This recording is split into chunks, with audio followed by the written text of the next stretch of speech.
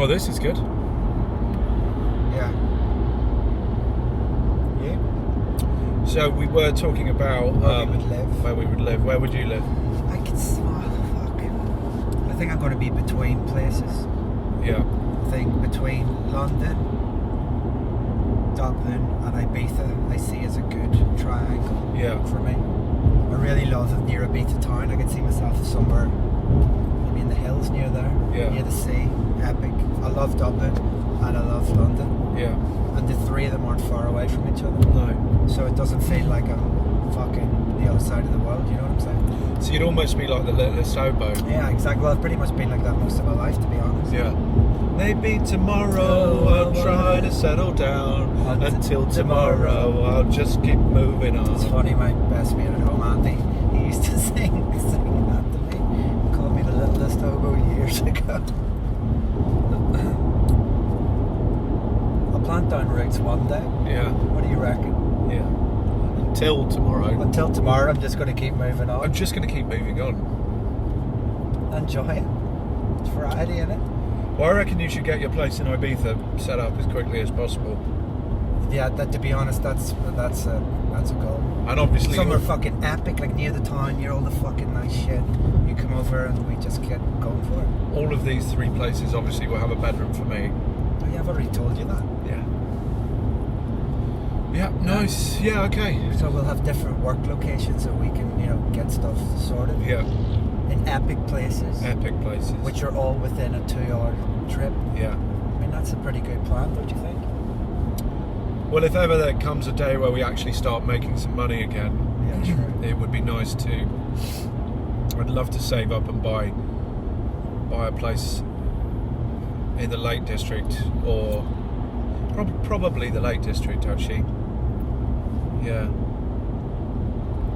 I just love it, being surrounded by that kind of scenery. Oh, beautiful. Yeah.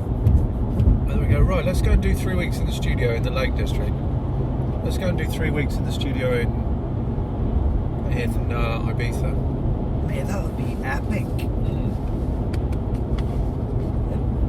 Because you'll have so many sick places to choose from that are all ours. Yeah. You can just mix it up. And draw different inspirations from each. 100%. Yeah. But there again, next year, 2021, when all this horseshit's over and touring starts again, I think I want to go to America once, maybe maximum twice. I'm not looking to cross the Atlantic as many times as I did for the last few years. Yeah. I mean, looking back over it and looking back of the cost of how much I spent on flights, there's two different things. Number one, I don't need to tour extensively in America anymore. I don't need to and I don't want to.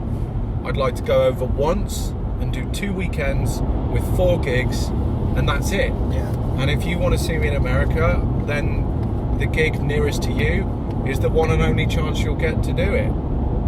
Because I think Menno de Jong had a fucking point. It's getting harder and harder to justify that, our contribution towards our carbon footprint being so absurd. Booking agents sending you over to America for 1 gig, and then you come back, and then you're back in America 2 weeks, 3 weeks later. That shit has to stop. It's not good. No, it's a waste of time. No, it's not good for the planet. 1 trip across, 4 gigs, come back, that's your lot. That's the US tour, 4 gigs. Yeah, or if you wanted to do more, you could do that twice a year. Yeah, I don't want to. But I'll tell you why, Greg, because I think there's probably 4 or 5 good quality gigs at a club level in the US, and all the rest will be shit. Fillers. They'll be 70% full, and not life-changing. Yeah. And you do them because they help to pay for the cost of the flights to do the trip. Yeah, but the thing is, you're doing those back and forward. One gets me paid and it's a decent gig. The other one's average, but it pays for the flights. Yeah. Well, fuck that model. Let's just pick the 4 good ones, and let's just go over to America once and do just those 4 good ones. Yeah, for sure. And do that once a year. Yeah, makes sense. And anyone else who comes forward and says, look, we really want to book you and whatever, you say, all right, well, hold on till next year. Or if something mental comes up, maybe add a third weekend on the end. Yeah. But one trip across the Atlantic, maybe a second if you have to go and do an EDC or a dream state or whatever. Maybe you add a second then. Sure. But fuck doing it like 5 times in a year. No way. Just not interested. Good quality gigs, strategically planned to lower my carbon footprint by 50%. At least. Yeah, man, it's also less taxing on your body. Less taxing, way more time at home. Because lockdown obviously has just given us so much time off at home. Not off from working, but off from travelling. Yeah. And time to properly be around as a father, as a husband, I want to carry on that. And I just know which gigs are going to be great, and I know which gigs are going to be okay, but I need to do them to pay for the flights. Well, fuck, I'm just not doing that now. I'm not. Yeah.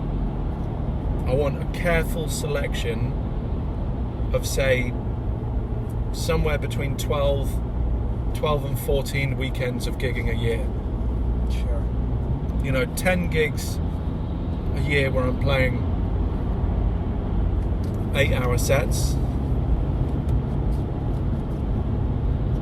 and then a load of other gigs where you come out and you just do a 2-hour blast the fuck out of these motherfuckers.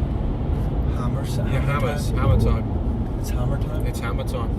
MC. Hammer. And then maybe 3 shows as AA meeting. Not looking to do fucking loads with AA meeting. It's too time heavy. The volume of time Rob and I spend rehearsing for those shows, and the stress it causes with, it's enjoyable, but at the same time it's stressful because the potential to fuck up is quite great. Yeah.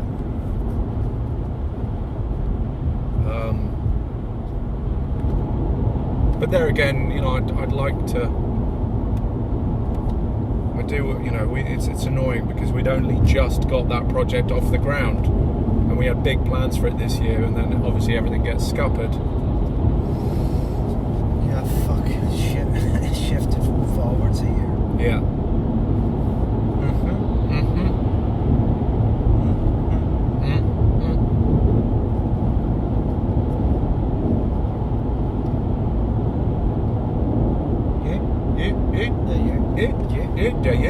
Yeah. What about yourself? Hello? Hey, mate, you alright, pal? Hello? Hello?